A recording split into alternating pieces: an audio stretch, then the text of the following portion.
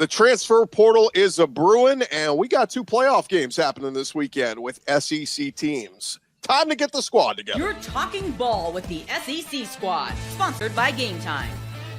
From Alabama to Tennessee, from Georgia to Oklahoma, from Auburn to Texas, it's the local experts of the Locked On Podcast Network bringing you scoops, breakdowns, and the most comprehensive preview of the upcoming SEC weekend.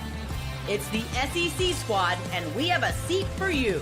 Hurt feelings and thin skin are prohibited. Squad up.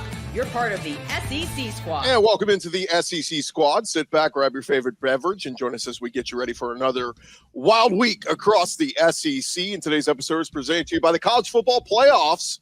The playoff is here, and you don't want to miss a moment of the action. College Football Playoff presented by Allstate begins with 4 first-round games, December 20th and 21st on ESPN, ABC, TNT, and Max.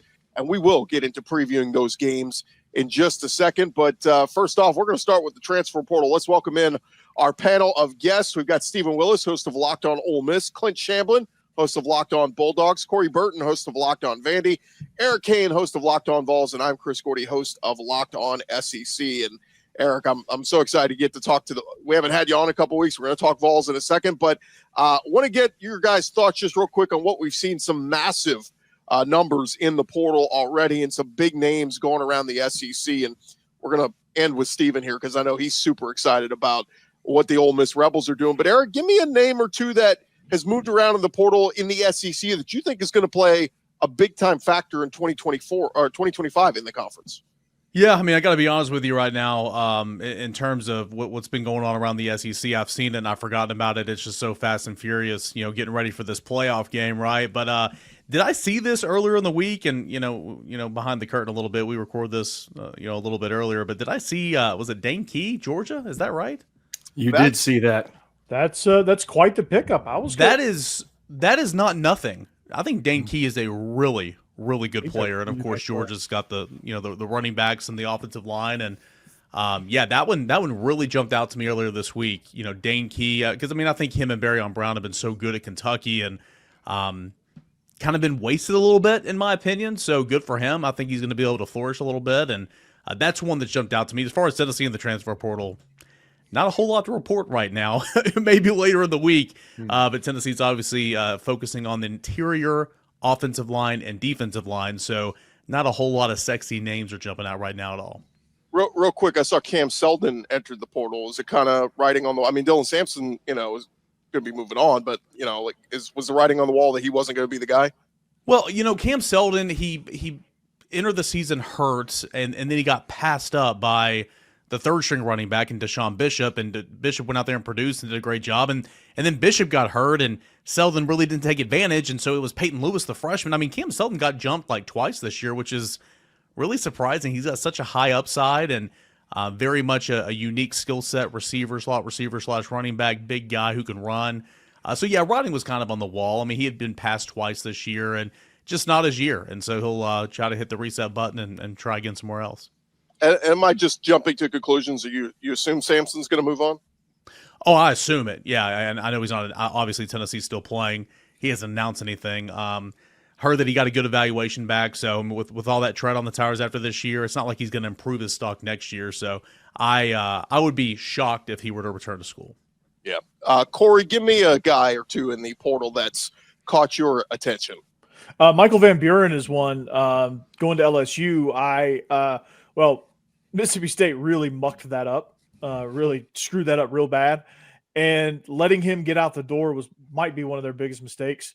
And LSU scooping him up might be the thing that saves Brian Kelly, because that dude is talented, right? He was a little bit raw, probably not a whole lot around him, not a whole lot of help around him, but that dude is outstanding. The thing that stood out to me, being the Locked On Vandy guy, is just the difference a year makes for the Commodores. Like, it was a mass exodus. Everybody was running for the hills.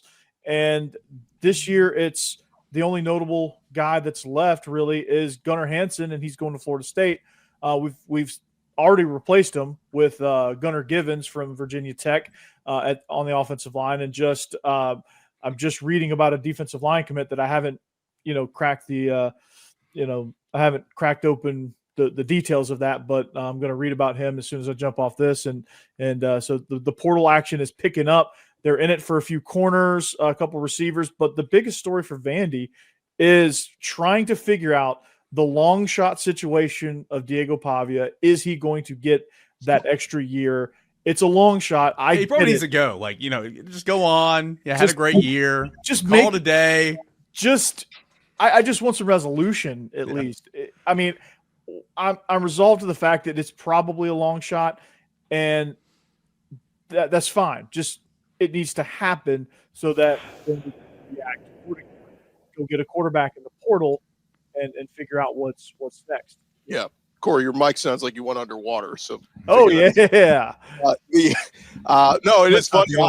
Everybody in the SEC was like, "Man, what a great story, Diego Pavia." And then it's like he could come back. No, we're good. Just move on, sir. Like we don't need to see. You might beat our teams next year. So the rest of the conference is ready for him to go. I guarantee it. Yeah, Clint Shamblin, give me a thought, a name or two that caught your eye in the portal. I don't know how we've talked this long without going down to T-Town, Tuscaloosa, and seeing the mass exodus that is leaving Kalen DeBoer and everybody talking about how he got one back in a talented cornerback. He got a bag from y'all that's going to make getting the other guys coming in and keeping them there instead of going out even harder. And all the big names that are out there, other teams are already getting. Alabama's not. Yep. Alabama's not in the playoff, and they're taking L's in the transfer portal. Like Ole Miss over here getting all them recruits in the transfer portal. They're getting wins at least because they're doing that, not in the playoff. How is Alabama even looked at? Like Kalen DeBoer is not it. Here it is right here. You missed the playoff, and now you're losing your roster, and now you can't bring other people in. You got a couple maybes out there, and a tight end staying, a cornerback staying, but wide receivers out, O linemen, D linemen out. The draft's coming for a couple of your linebackers. Like this is not a good look for Alabama already. To me, it's the biggest story in the SEC outside of individual names. Just as a concept, this is a wild new era, and Alabama's taking L's everywhere for it. Yeah, Gordy, I know we got to get to Steven here, but like on that note, I mean, at least for Tennessee, the focus, getting ready for a playoff game, but the focus has been on roster retention. And I know it's been a huge focus at Tennessee. I know it's a huge focus around the SEC and around college football. Now, I was talking to Spencer McLaughlin right before we got on here, doing a hit with him on Locked On College Football, and he was talking about Nico, and it's like, well, Tennessee's going to have Nico back next year, and I'm like, well, you think? And I haven't heard anything about Nico, but the point is, like, nobody's safe, man. Like, this is a weird time in college athletics, so just because a team might not be super active in the transfer portal, to Clint's point, like Alabama, like at least you're holding on as much as you can to your roster to guys that you want to keep, because that's half the battle right now. It's just it's a wild time. Yeah, the one that everybody keeps trying to, and I keep seeing a fake Twitter account every day with it, is Ryan Williams, the Alabama wide receiver. He's a stud freshman. And somebody asked me, like, oh, well, he was a stud freshman. Why would he leave? I said, Caleb Downs did it just last year at Alabama, left for Ohio State. So, but it is funny. I almost wonder how many of them are Ryan Williams himself posting, yeah, I might leave, like trying to up the ante from Alabama fans, like pay me more. But look, Bama, I just feel like, me personally, Bama fans, after losing Downs last year, like they cannot lose him. He is their biggest weapon. They will pay whatever it takes to keep him. So that's one I think will stay. But I do like the Georgia and Tennessee guys both jumping in on dancing on Alabama, losing a bunch of transfer guys. Steven, talk to me about the portal king. The portal king of last year, Lane Kiffin, might be portal king runner-up behind Brian Kelly this year. Oh, I don't think it's runner-up just yet, as the big names are getting ready to come. Although I do want to think it's funny that Alabama fans were crying about tampering and crying about how Ole Miss was throwing out too much money and crying poor. Alabama, you invented this in the 90s. Albert Means. Look it up, everybody. So with Ole Miss in the transfer portal, Prince Will Amon Mielen is coming in. He's the younger brother of Princely Amon Mielen. Yes, nailed that. Luke Haas, the tight end from Arkansas, coming in. And Deshaun Stribling, wide receiver at Oklahoma State. He is the Trey Harris replacement. Ole Miss needs to figure out how to replace Walter Nolan. They need to figure out how to replace Trey Amos. They got their Trey Harris guy on there, and they're also trying to find a slot receiver right now as well. I love transfer portal season because A, we're good at it, and B, it provides content every day. Yeah, and it's look, this is the new age, and I like the approach. Look, Lane Kiffin, they missed out on the playoff. but I don't think you can use that as a connect the dots of they were number one in the portal. Their portal class was awesome. Princely Amon Mayellen and Chris Pupal and all these dudes they brought in were really good. And so all the talk was going to be it's going to be boom or bust. Well, it wasn't quite boom, but it wasn't bust at all. I mean, it was a good team for sure. I think it's hilarious that everybody thought it's like Ole Miss didn't make the playoffs. I guess they're going to quit now. I get like the Ole Miss was just going to give up on this strategy after being one play away from the college football playoff. You're not going to do that. Of course, they're going to double down. Now, if they don't make it the next couple of years, yes, it could probably fall off a cliff. But they're going to try back, and they're going to double down on what they did last year, and they're going to try and find somebody to get them back to where they don't give up those 2 4th and 7 plays. When those plays get made, because Ole Miss beats Kentucky, just beats Kentucky. Ole Miss is hosting a playoff game this weekend, and that is how close they were. Yeah, it's just going to be fascinating. Auburn's been spent. We didn't even mention the exodus to Peyton Thorne with now Jackson Arnold coming into Auburn, and that was going to be my pick. We talk about the biggest move in the portal because this is make or break for Hugh Freeze. Either Jackson Arnold is going to live up to the 5-star hype with all these freshmen, young wide receivers around him. I mean, he's going to be surrounded by talent. He had all injured receivers at Oklahoma. At Auburn, he's going to have a bevy of talent. It's sink or swim. Either he's going to be awesome or he's not. And Hugh Freeze might be out at Auburn in a year or so. So we'll see. That to me is one of the most fascinating plays. Yeah, well. Very, very like this when calling plays. Yeah, in 2015, when Ole Miss beat Alabama, they lost to Memphis. Yeah, Corey, go be his OC. I think you can call plays better over there. I probably could. When the squad returns, guys, we got 2 big games happening this weekend with SEC teams in the playoff. It's win or go home. We're going to talk about that next here on the SEC Squad. Coach Freeze, this is Corey Burton. Yeah. More with the squad in just a second, but it is that time of year. The college football playoff is back, and with the newly expanded 12-team format, it's guaranteed to be bigger and better than ever, bringing you all the hard-hitting and high-flying excitement that you love. TNT sports coverage of the college football playoff begins December 21st, starting with the college football playoff kickoff show presented by AT&T at 11 a.m. Eastern, leading in to the first matchup. That'll be SMU, the Mustangs, battling the Penn State Nittany Lions at noon Eastern. And then it'll be the Clemson Tigers looking to upset the Texas Longhorns in a showdown in Austin at 4 p.m. Eastern. Don't miss a moment of all the action. Watch the college football playoff presented by Allstate live on TNT, True TV, TBS, and Max. Plenty of opportunities to watch all of the games. Again, it's the college football playoff. Awesome to have it back, and it's so excited to watch those games happening this weekend on, like we said, TNT, True TV, TBS, and the Max app. All right, we dive back into it as we got 2 big playoff games happening this weekend in the SEC. And since Eric Kane is here, we're going to start off with the Tennessee Vols happening Saturday night up in the Horseshoe. And you talk about just a total sucks, like luck of the draw that you got the 9 seed, they got the 8 seed, and they're going to host you in the Oregon got the short straw, right? I mean, you're the top ranked team in this whole field, and you're going to get Tennessee or Ohio State? Like what? Yeah. So I would just like to point out on this edition of the SEC Squad that a non-SEC school was brought up, and it wasn't me. Thank you, Eric. I appreciate that. Last segment, Corey brought up Houston. Yeah, that's true. And BYU. Eric, let's start with it because the Vols open as about a touchdown underdog, and FanDuel still has them at about a touchdown underdog. But as the week's gone along here, Eric, I've heard a lot of people starting to say, you know what? I might take the Vols. It's going to be cold. Strength is that run game and how good Dylan Sampson has been. But sell me a little bit on this because it sounds like the Vol faithful is traveling well up there to Columbus. Well, what you just described is literally what I was telling Spencer, before we hopped on here. Like, it's like, I mean, as soon as I saw the draw, it's like, oh, Ohio State's going to win this game. Okay. And like the first week, it's like, oh, Ohio State's going to win this game. And second week, it's like, it's going to be a pretty good game. And then it's like this week, it's like, I mean, I'm not going to be surprised if Tennessee doesn't win this game. But Tennessee, I feel like it's going to win this football game because Tennessee's got a defense. And I know Ohio State has a defense. Tennessee's got a really good defense that has traveled, for the most part, outside of Athens, Georgia, has traveled very, very well this year. Tennessee's got a run game. Dylan Sampson has been phenomenal all year long. I like Tennessee's quarterback to make more plays to win a game than Ohio State's quarterback. Now, Ohio State's got some weapons galore. I mean, those are 3 NFL wide receivers. No ifs, ands, buts about it. I like Tennessee's defensive line against a banged-up offensive line from Ohio State. I like Tennessee third and short against a defense from Ohio State that's been so good but not been very good in third and short. I like Tennessee's red zone defense. I mean, there's so much. We can cherry-pick stats all we want.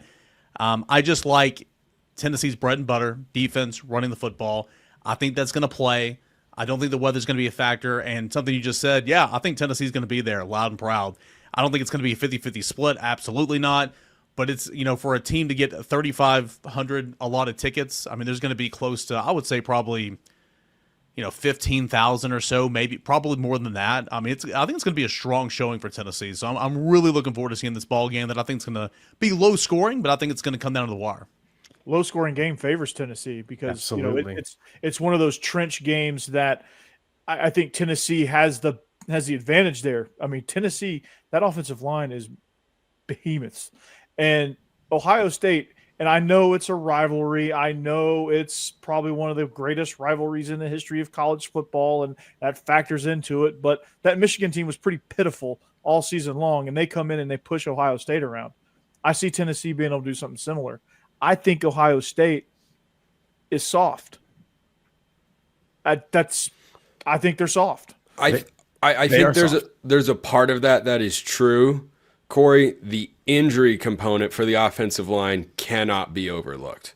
When you look at how this offensive line carried the Buckeyes offensively, or at least was contributing early in the season before they had injuries and reshuffling, they've had 2 major injuries. You have a Remington Award winner that's been out the last 3 weeks. I mean, and by the way, he's done for the rest of the season, unfortunately. Seth McLaughlin, no relation, but great last name. So I think that their offensive line's inability to find their footing quickly when they needed to has really set them back. But do I have any grillers in the house? Any steak guys out there? Yeah. Okay. When you make a flank steak, what do you have to do with flank steak for it to be good? Who makes flank steak? Just bear with me here. This is wildly fascinating. Get to the point because I'm about to roast you. Okay. You have to marinate flank steak. And I was thinking about this when Eric, probably because I'm kind of hungry, when Eric was talking about, the game kind of sitting and he's changing his mind and thinking this, that, and the other thing. When you marinate flank steak for a long time, it changes the flavor profile. The longer you sit on a team and on a game, you change your opinion on it because you get bored with what you were thinking before. We do this with NFL draft picks as well.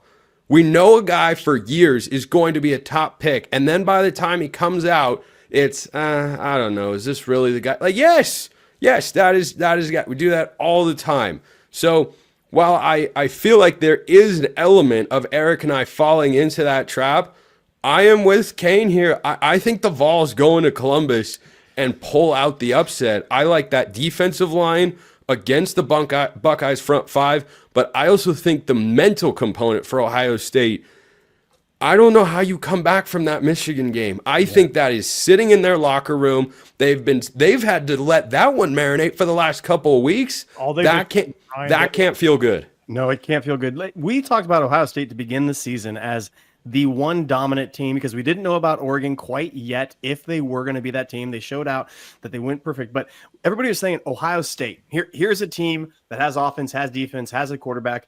You look at the games they had, and they didn't impress. They didn't blow me away any single week in the games they had.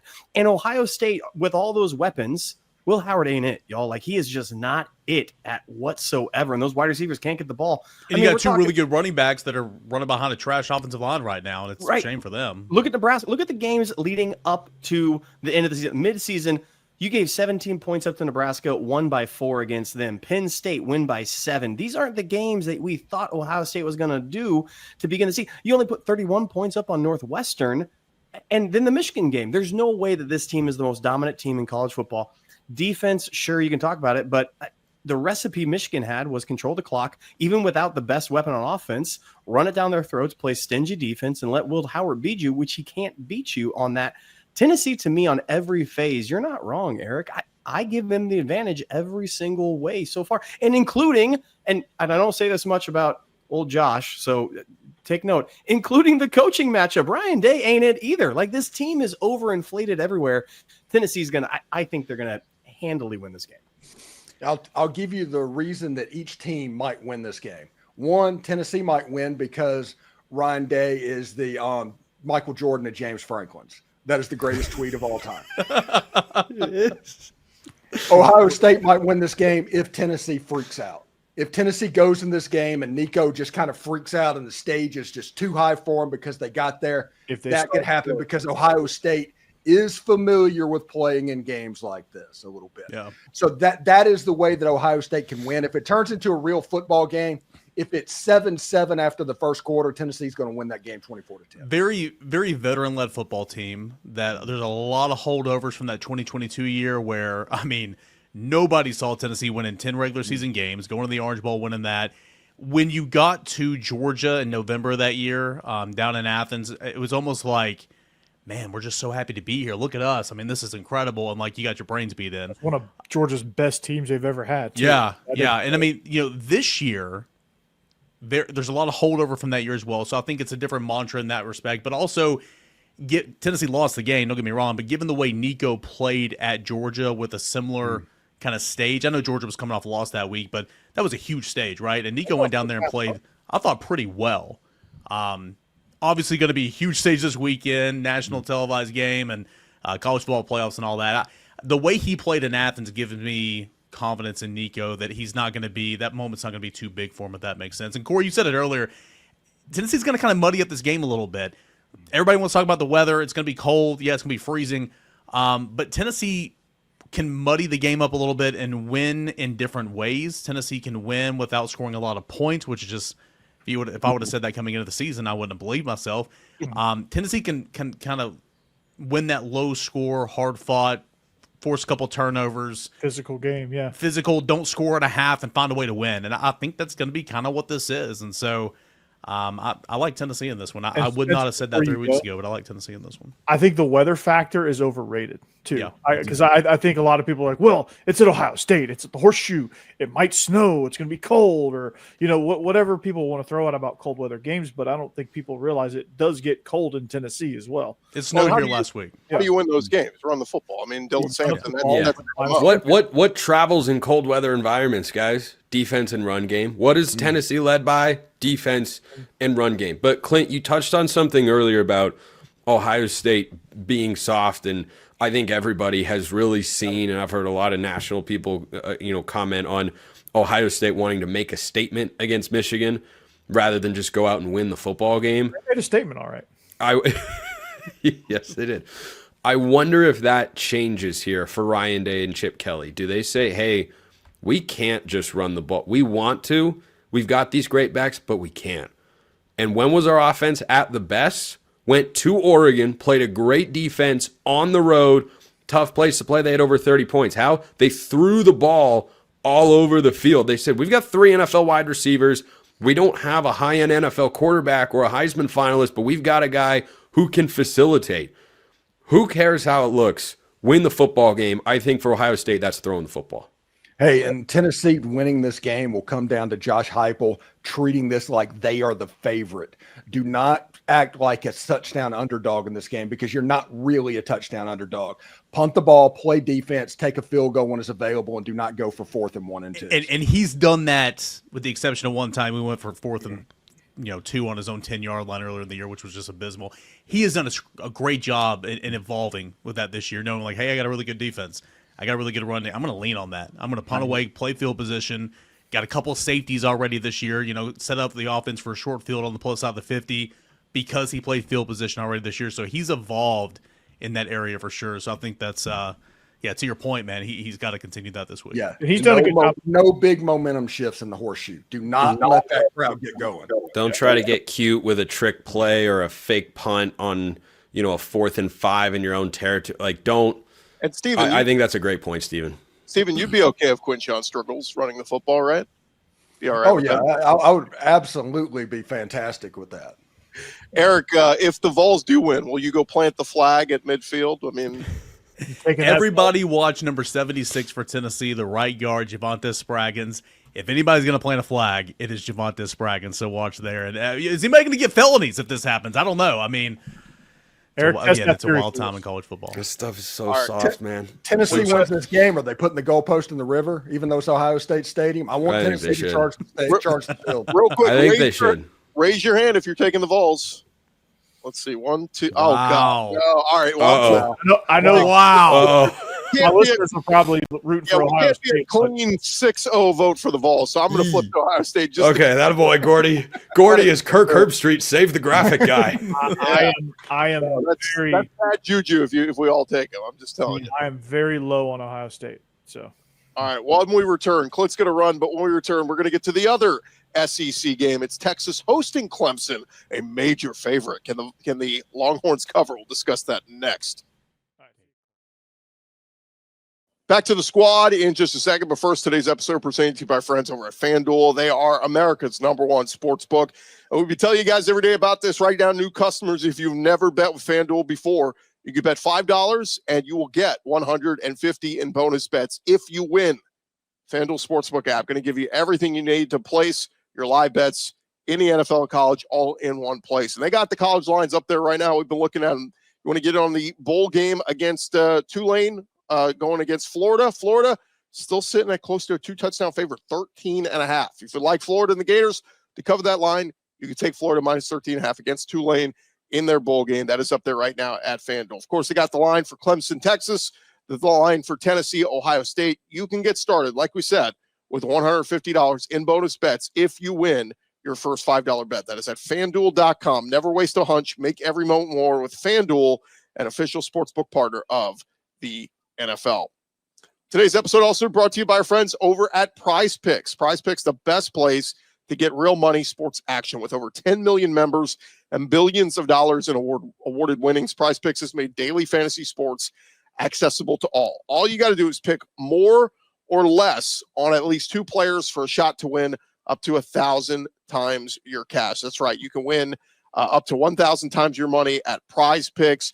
Make your holidays bigger and brighter with Prize Picks, the best place to get real money action while watching. Prize Picks even offers MasterCard for quick and easy deposits into your account throughout this sports season. It is Prize Picks. They are America's #1 daily fantasy sports app. Go download the app today and use our code LOCKEDONCollege to get $50 off instantly after you play your first $5 lineup. Join now because this holiday season, Prize Picks giving away 2 free picks in December, and they're giving away $30+ million in rewards during Picksmas. Prize Picks, run your game.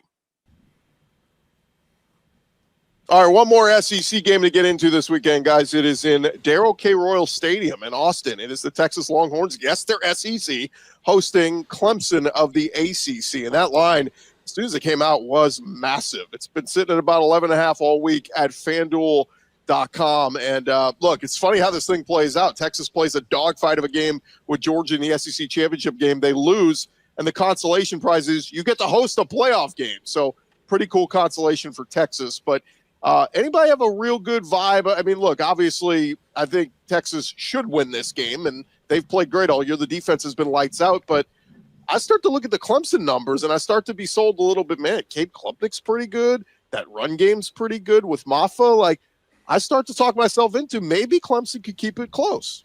I don't think it's Maffa right now, though. You know, the time off, I guess, is going to be good for him. I know he was banged up in the ACC championship game, but I'm kind of like you, man. I've not been the biggest Kate Klubnik believer, and I certainly don't watch every Clemson game, so I'm not going to act like I'm an expert on that team. But you look at the numbers at the end of the year, it's like 35 touchdowns. Okay. It's like, you know, whatever it is, it's like, dang. They've certainly played much better the last – I know they lost that game in the regular season finale, but they've been playing really, really well the last month or so. They have, and I think a big part of that is what you talked about with Cade Klubnik. And remember, he's got the same head coach and the same offensive coordinator from last season. And that's a rarity in college football nowadays with the way the carousel moves everybody around. To return your head coach, quarterback, and offensive coordinator, that's not supremely common. So I think the number of games that those three have logged together is indeed really starting to click. But that South Carolina game kind of set me back on Clemson about as much as the Louisville game did, honestly. Louisville went into Clemson to Death Valley and ran the Tigers out of the stadium. It was embarrassing. Then they're at home again, and they lose to South Carolina. Now, it's a tight game. South Carolina is, of course, hot, but do any of us think that South Carolina has the same ceiling as well as they've played the second half of the year as Texas? Because I do not. So I think Texas wins this game. This could come down to, does Clemson get a late score to cover maybe? But I feel like Texas does enough defensively to keep them at an arm's length, but I don't trust the Texas offense to be explosive and just make this, oh, this is going to be 38-10. No, I don't see that. I do see kind of a Texas A&M looking game where, you know, the only score that that Clemson might get could be because their defense makes a big play, because I don't know, man. Quinn Ewers is just kind of, you can't trust him, and no. honestly, a lot of Texas fans I've talked to, at least not for 4 quarters. Like, they'd rather see Arch get an opportunity. But look, hey, a 27-17 game, that's a Clemson cover. It's a big Texas win, but it's a Clemson cover. I don't even think it'll be that. I don't think it'll be that high scoring. I think this is like 20-10. Do you want to leave a team like Clemson hanging around, though? Like, they're one of those type of teams. If they're just hanging around, just lying around there in the game, and Texas is just muddling with them, then I could see Clemson pulling this upset. Now, if Texas I think if Texas has got to win, they've got to put them away early. They've got to, but I think, I don't know, this Clemson team's weird because I don't know. I can't get a read on them, but I think if you leave them hanging around, they have a chance. I see where you're coming from. Teams are soft. They just, at their core, are soft. And Garrett Riley, he went up against a big, tough SEC defense in the national championship game with TCU a couple years ago, and we all know how that went. I think this game has a chance to go really sideways on Clemson from the jump. In the second half, it might be a reverse of what the Georgia-Texas game looked like, honestly. That's I think be how it has to be, or you know, if it's an ugly game, Clemson. If it's an ugly game, I don't know if Clemson can score enough points. I don't. If you're going to throw the ball on that Texas defense, they're going to pick you off, which means they're going to have short fields, and give that offense short fields. They're going to put touchdowns on the board. Corey, one question I have about what you brought up, that, you know, if Tech's going to win this game, they have to put them away early. But what we have seen with Steve Sarkisian coach teams at Texas, they routinely fail to play 4-quarter games. Now, which half they show up for seems to change on a week-to-week basis. Sometimes they come out like the Michigan game and they're fully on script and they are just clicking on all cylinders on offense. They go up and down the field and then they completely stall in the second half. Or there are times like the Georgia game where they come out and they're sloppy all over the place. Quinn's turning the ball over and they can't find their momentum offensively, but they figure it out in the second half and they look like a much better team once they settle down. But regardless, that's kind of been the theme. So I don't think, no matter how this game begins, Clemson is ever truly out of it, because if your offense fails to score for 2.5 quarters consistently, you can let a team hang around and you just need one special teams play, a gaff, a big penalty, a fake, just something to give you a spark. It's been a weird year. If Texas can run the football, if they can run the football, game over. This game will get out of hand. Yes. I was going to bring that up because Trey Wisner, I mean, Georgia did a pretty good job of shutting him down in the SEC championship game. But look at his 2 games prior to that. Against Kentucky and A&M, he was running all day over them. So if they can get, like, if I can predict and look at it in the future, you tell me Trey Wisner has 150 yards rushing, I think Texas wins big. And Clemson averages giving up 150 on the ground. I did this stat roundup piece over at VolQuest a couple days ago and kind of took all the big type of stats offensively, defensively, and I ranked them 1 through 12.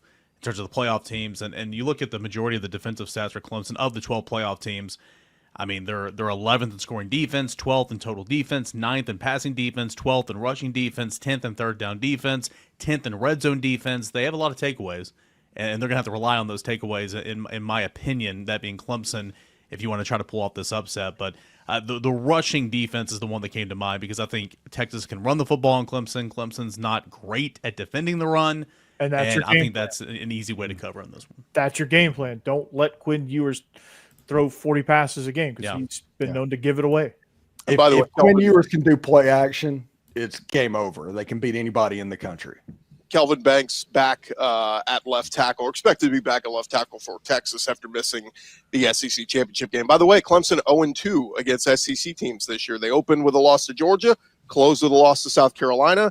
They could finish their season with a loss to Texas and go 0-3. Real quick show of hands. Who's got Texas winning over Clemson? The clean sweep again. We're all taking Texas. I think All Clemson can actually pull it off, but I mean, there's a chance. Don't say we're not a Homer SEC podcast. I'm just hoping for a Texas-Tennessee bowl game so we can do the real UT bowl. So we can all have that conversation for a week. The Real real orange talking that week, baby. It's going to be a lot of fun. I'm going to have to gouge out my eyes with all that. We'll discuss which orange is truly the burnt orange because there's only one answer here. But no, we got to win this game at Ohio State first. We're talking Tennessee again. I like it. It's going to be a Eric, lot I'm of sorry, but Texas is burnt orange. I agree. People want to say Tennessee's burnt orange. I'm like, Okay. Tennessee's I highlighter. guess they don't understand the concept of burning something Yeah. or cooking it makes it darker. Tennessee is closer to creamsicle. Tennessee's a highlighter.